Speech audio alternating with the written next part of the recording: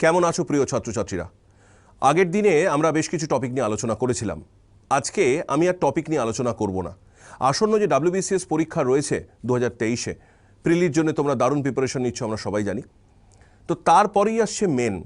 তো আমরা যে সাবজেক্ট নিয়ে আলোচনা রোজই করে থাকি বাংলা, আমি খুব ভালো করে তোমাদের দেখতে বলবো যে প্রিলির পড়া তো অবশ্যই করছো, নিশ্চয়ই ভালো করে পড়বে, খুব ভালো রেজাল্ট করতে হবে, অ্যাজ ওয়েল অ্যাজ মেনের পড়াটাও কিন্তু সাইড বাই সাইড চালিয়ে যেও। কারণ মেনে এত ভাস্ট সিলেবাস আমাদের পড়তে হয়, শুধু বাংলা বলে নয়, যে কোনো সাবজেক্টের ক্ষেত্রেই।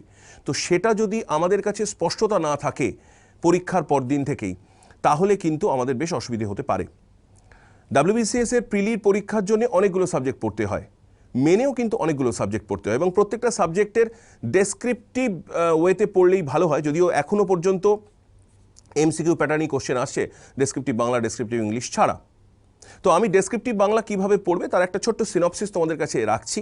তোমরা পরীক্ষা দেওয়ার সাথে সাথে বা পরীক্ষা শেষ হওয়ার সাথে সাথে এই অনুযায়ী যদি বা এই পন্থা অনুযায়ী যদি একটু পড়াশুনো করো, তাহলে আমার মনে হয় খুব বেশি অসুবিধা হয়তো হবে না। আমরা সবাই জানি WBCS মেনের জন্য টোটাল 200 নম্বরের পরীক্ষা দিতে হয় বাংলাতে।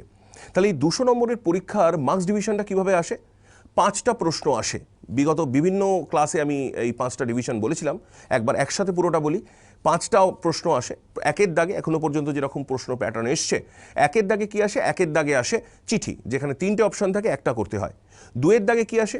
2-এর দাগে আসে প্রতিবেদন রচনা। 3-এর দাগে জেনারেলি আমরা দেখে থাকি সারাংশ রচনা রয়েছে। 4-এ থাকে বোধ পরীক্ষণ এবং 5-এ বঙ্গানুবাদ। তো এই যে 5টা টপিক রয়েছে, আমরা দেখতেই পাচ্ছি যে প্রথম, তোমরা প্রিভিয়াস ইয়ারের কোশ্চেন নিশ্চয়ই দেখেছো আগে সবাই, প্রথম যে টপিকটা অর্থাৎ পত্র রচনা বা চিঠি, সেখানে 3টে অপশন থাকে, তার মধ্যে কিন্তু একটাই করতে হয়। কিন্তু বাকি যে 4টে প্রশ্ন রয়েছে সেখানে কিন্তু কোনো অপশন আর থাকে না, যেটা থাকে আমাদের সেটাই করতে হয়। তাই বুঝতেই পারছো প্রত্যেকটা টপিকের ক্ষেত্রে আমার যদি খুব দক্ষতা না থাকে, তাহলে যে টপিক আসবে সেটাতেই আমি ভালো রেজাল্ট করব, এটা কিন্তু হওয়া খুবই দুরূহ বিষয়। তাহলে সেক্ষেত্রে আমাদের কিন্তু সেই জায়গাটা সতর্কতা অবশ্যই অবলম্বন করতে হবে। বারবার সকলকে বলছি, ডেসক্রিপটিভ বাংলা কিন্তু ভীষণ চর্চার একটা বিষয়, একটা চর্চার সাবজেক্ট। এটা যদি আমরা একদিনও বা 1 ঘন্টাও চর্চা না করি, পর মুহূর্তে কিন্তু আমার ওই লেখার যে দক্ষতা সেটা হারিয়ে যেতে পারে। ক্লাসে কদিন আগেই ছেলেমেয়েরা প্রশ্ন করছিল যে স্যার এবারে ইম্পর্টেন্ট টপিক কি রয়েছে। এবারে ইম্পর্টেন্ট টপিকের মধ্যে ধরো চিঠির ক্ষেত্রে বা প্রতিবেদনের ক্ষেত্রে আলাদা করে খুব বেশি যে বলার সুযোগ রয়েছে আমাদের তা নয়।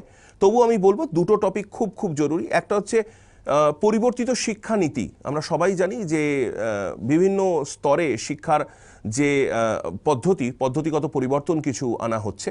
তো মোটামুটি প্রপোজ নয়, সেগুলো কিন্তু সাইন আপ হয়ে গেছে অলরেডি। তো সেই জায়গাটা আমাদের অবশ্যই একটু দেখতে হবে। এছাড়া যেটা খুব খুব ভাইটাল, আমরা কিছুদিন আগেই পেয়েছি যে দুর্গাপুজোর যে স্বীকৃতি আমরা পেয়েছি, সেটা কিন্তু খুব ভাইটাল। এছাড়া আমরা আরও বেশ কিছু টপিক রয়েছে যেগুলো আমরা পরবর্তী বিভিন্ন ক্লাসে আলোচনা হয়তো করব। কিন্তু দেখো, সারাংশ, বঙ্গানুবাদ বা বোধ পরীক্ষণের ক্ষেত্রে কিন্তু আমাদের সে অর্থে কোনো কিছু বলার বা দেখানোর বা দেখার সুযোগ নেই। তবে আমার সাজেশন হলো প্রিভিয়াস বিভিন্ন পরীক্ষায় যেখানে সারাংশ আসে, বোধ পরীক্ষণ আসে, বঙ্গানুবাদ আসে, সেই সমস্ত পরীক্ষার প্রিভিয়াস ইয়ারে যে কোশ্চেনগুলো রয়েছে সেগুলোকে যদি আমরা একটু গো থ্রু করি, কি উত্তর হবে যদি কোনো বইয়ে করে দেওয়া থাকে, তো সে তার সাথে যদি আমরা উত্তরটাকে একটু মেলাই নিজে লেখার পর, তাহলে মনে হয় ব্যাপারটা অনেক বেশি আমরা উপকার পাবো। সারাংশ রচনার ক্ষেত্রে আগে আমাদের সেগ্রিগেট করে নিতে হবে যে কোন কোন অংশটা আমরা রাখবো আর কোন কোন অংশটা বাদ দেবো, যেমন আমরা ক্লাসে আগেও করেছি। বঙ্গানুবাদের ক্ষেত্রে নতুন শব্দ যেগুলো রয়েছে সেগুলোকে একটু আমাদেরকে পয়েন্ট আউট করতে হবে বা নোট ডাউন করতে হবে, এবং তার সম্ভাব্য যে উত্তরগুলো রয়েছে, কারণ সবসময় যে একদম আক্ষরিক অনুবাদ তো হয় তা তো নয়, ভাবানুবাদও হয়, তো সেগুলোকে একটু আমাদের দেখতে হবে। এবং বিগত বেশ কিছু বছর ধরে আমরা দেখতেই পাচ্ছি যে বোধ পরীক্ষণের ক্ষেত্রে খুব যে বোধের প্রয়োজন পড়ছে হয়তো তা নয়। আমরা দেখেছি যে বোধ নয়, ব্যাপারটা হচ্ছে কি যে আমরা ইনফরমেশনটা ঠিক খুঁজে পাচ্ছি কিনা। বোধ পরীক্ষণের ক্লাসে আমি তোমাদের বলেছিলাম যে ট্রায়াঙ্গেল ফর্মে বোধ পরীক্ষণের প্যারাগ্রাফটাকে আগে ভাগ করে নেবে, তাহলে উত্তরে পৌঁছানোটা অনেক বেশি সুবিধাজনক হয়। সকলের কাছে আমার একান্ত আবেদন যে অবশ্যই প্রিলির জন্য পড়াশুনো করো, কিন্তু তারপরে যে মেন পরীক্ষাটা রয়েছে বাংলা এবং ইংলিশ বা আদার সাবজেক্ট যেগুলো রয়েছে, সেগুলো কিন্তু আমাদের সাফল্যের দিকে এগিয়ে নিয়ে যেতে ভীষণভাবে সাহায্য করে। তো সেই জায়গাটা যেন কোনোভাবেই ঢিলে না হয়ে যায়, ঠিক আছে, আমি প্রথম নকআউট যাওয়ার আগে আমি যখন ওই গ্রুপের ম্যাচ খেলছি তখন যতটা এফোর্ট দিয়ে খেলতে হবে, নকআউটের ম্যাচ কিন্তু আরও বেশি এফোর্ট দিয়ে খেলতে হবে। তো সেই মানসিকতাটা, সেই যে আমাদের ক্রিকেটার বা ফুটবলারদের বা প্লেয়ারদের যে মানসিকতা থাকে, যেটা হাল না ছাড়ার মানসিকতা, সেটা ভীষণভাবে মনের মধ্যে থাকা প্রয়োজন। এবং সকলের জন্য আবারও বলি, শুভেচ্ছা রইল। আগামী দিনে প্রত্যেকটা পরীক্ষায় তোমাদের কাছে সাফল্য বয়ে আনুক, নিয়ে আসুক। সকলে ভালো করে পড়াশুনো করো, মন দিয়ে পড়াশুনো করো। আবার আমাদের দেখা হবে নেক্সট ক্লাসে নতুন কিছু বিষয় নিয়ে। সকলের জন্য শুভেচ্ছা। রাইস, আমি, সবাই তোমাদের সব সময় সাথে আছি।